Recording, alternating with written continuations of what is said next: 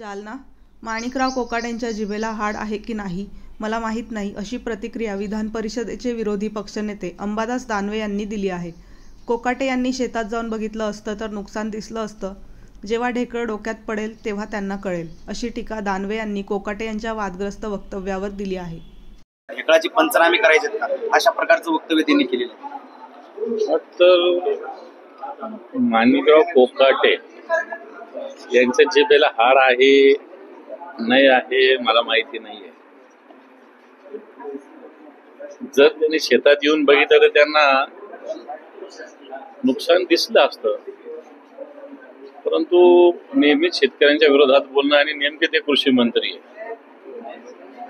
ढेकळाचा पंचनामा करायचा की मला या ढेकळाचा व्हॅल्यू ज्यावेळेस हा ढेकूळ डोक्यात पडेल त्यावेळेस माणिकराव कोकाटे यांना कळेल.